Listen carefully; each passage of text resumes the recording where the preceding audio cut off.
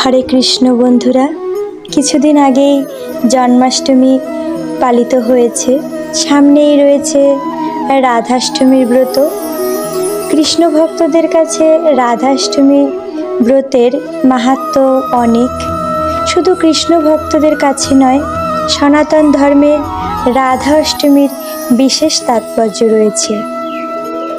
কৃষ্ণ জন্মাষ্টমীর 15 দিন পর ভাদ্র মাসের শুক্লপক্ষের অষ্টমী তিথিতে রাধা অষ্টমীর উৎসব পালিত হয়।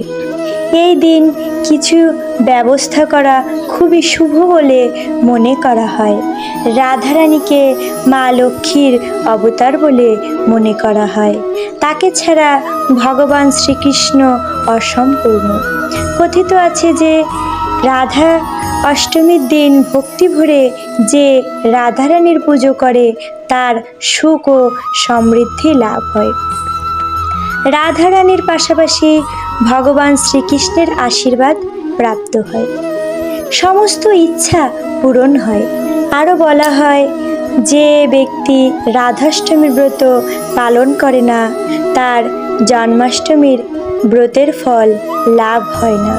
অষ্টমী তিথি শুরু হবে মঙ্গলবার 11 সেপ্টেম্বর রাত 11:11। এটি 11 সেপ্টেম্বর বুধবার রাত 11:46 শেষ হবে। উদয় তিথি অনুসারে 11 সেপ্টেম্বর রাধারানীর ব্রতের উপবাস পালন করতে হবে। 11 সেপ্টেম্বর সকাল 11:03 থেকে দুপুর 1:32 পর্যন্ত পুজোর শুভ সময়। এই সময় পুজো করলে মনের সকল ইচ্ছা পূরণ হয়। পুজোর মোট সময়কাল হবে 2 ঘন্টা 29 মিনিট। রাধা অষ্টমীর দিন রাধারানী এবং ভগবান শ্রীকৃষ্ণের যৌথ পুজো করতে হয়। এই দিন তাদের ক্ষীর নিবেদন করতে হয়। এতে সকল ইচ্ছা পূরণ হয় এবং ভালোবাসা অর্জিত হয়। রাধা অষ্টমীর দিন রাধারানীকে অবশ্যই হলুদ বস্ত্র অর্পণ করার চেষ্টা করবেন, কারণ রাধারানী হলুদ রং খুবই পছন্দ করেন। এই দিন রাধা বল্লভায় নমঃ এই মন্ত্রটি 11 বার জপ করুন। এটি করলে কর্মজীবনে সফলতা লাভ হয়। এই রাধাষ্টমীর দিন খুবই ভোরে ব্রহ্ম মুহূর্তে সম্ভব হলে শয্যা ত্যাগ করে প্রথমেই স্নান সম্পন্ন করে পরিষ্কার পোশাক পরিধান করুন। সম্ভব হলে এই দিন হলুদ বস্ত্র পরিধান করা উচিত। হলুদ বস্ত্র রাধারানীর খুবই প্রিয়, তাই জন্য এই দিন চেষ্টা করুন হলুদ বস্ত্র পরতে। তারপর সূর্যদেবকে জল নিবেদন করে উপবাসের সংকল্প নিন। তারপর নিত্য পূজা করার জন্য মন্দির পরিষ্কার করে সারা ঘরে গঙ্গাজল ছিটিয়ে দিন। রাধারানীর মূর্তি বা ছবি স্থাপন করতে একটি উঁচু স্থানে সুন্দর একটি থালা বা একটি পাত্রে অষ্টদল পদ্ম অঙ্কন করে সেই অষ্টদল পদ্মের উপরে ফুল এবং তুলসী পত্র দিতে হবে। তারপর সেই অষ্টদল পদ্মের উপরে রাধা কৃষ্ণকে আহ্বান জানিয়ে রাধা কৃষ্ণের মূর্তিকে স্থাপন করাতে হবে। তারপর পঞ্চামৃত দিয়ে প্রতিমাকে স্নান করান। এরপর সুন্দর শৃঙ্গার করুন। সম্ভব হলে পঞ্চামৃতর পর বিভিন্ন ফলের রস দিয়ে এই দিন অভিষেক করানো যেতে পারে।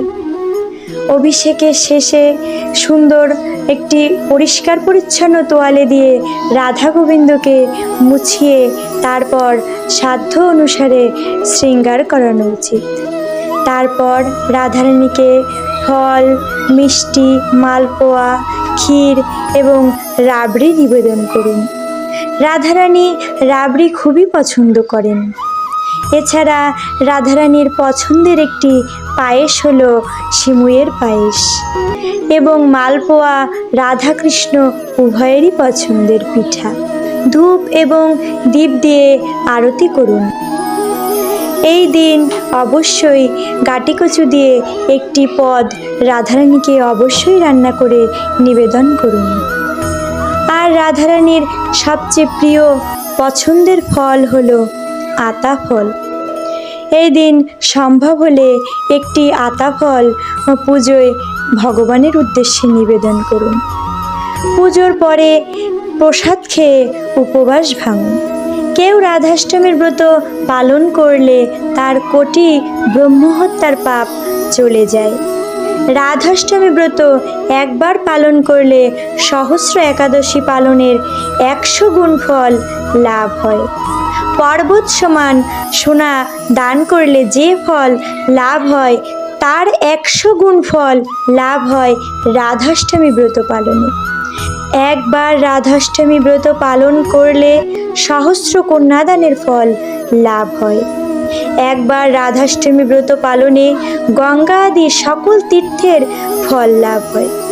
যদি কোনো পাপী ব্যক্তি অশ্রদ্ধায় বা অবহেলাতেও রাধাষ্টমী ব্রত পালন করে তাহলেও তার কোটি কুল সহ বিষ্ণুলোকে নিত্যকাল বিরাজ করে। একবার রাধাষ্টমী ব্রত পালন করলে গোহত্যা ব্রহ্মহত্যা সহ সকল পাপ বিনষ্ট হয়। যদি কোনো মূঢ় ব্যক্তি জেনে বা না জেনে রাধাষ্টমী ব্রত পালন না করে তাহলে শতকোটি কল্পেও সে নরক যন্ত্রণা থেকে নিষ্কৃতি পাবে না। যে রাধাষ্টমীর ব্রত পালন করে না সে কোটিকল্পে নরক বাস করে থাকে এবং পৃথিবীতে কোনোভাবে জন্মগ্রহণ করলেও তাকে বিধবা হতে হয়। যদি কেউ রাধাষ্টমীর ব্রত মাহাত্ম্য শ্রবণ করে তাহলে সে নিত্যকাল বৈকুণ্ঠ লোকে বাস করার সৌভাগ্য অর্জন করে। কোটি জন্মের অর্জিত পাপরাশি ভক্তিপূর্ণ রাধাষ্টমী ব্রতের ফলে বিনষ্ট হয়।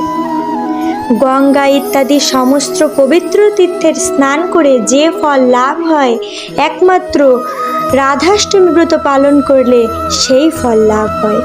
রাধাষ্টমীর ব্রত রেখে ভক্তরা রাধারানীর কাছে প্রার্থনা করবেন, শ্রী রাধিকা কৃপাপূর্বক আমাদের আপনার শ্রী পাদপদ্মের দাস্য দান করুন। আর শ্রীমতী রাধারানীর দাসত্ব গ্রহণ করার অর্থই শ্রীকৃষ্ণের কৃপা লাভ। সকলেই রাধাষ্টমী ব্রত পালন করে ভগবানের অশেষ কৃপা লাভ করুন এবং রাধাষ্টমী ব্রতের দিন বেশি সম্ভব হরিনাম জপ করুন। এই দিন ব্রতের মাহাত্ম্য, ব্রত কথা, রাধারানীর অষ্টোত্তর শতনাম, রাধা অষ্টকম এবং শ্রীকৃষ্ণের নামগান করুন। জয় রাধে, জয় গোবিন্দ।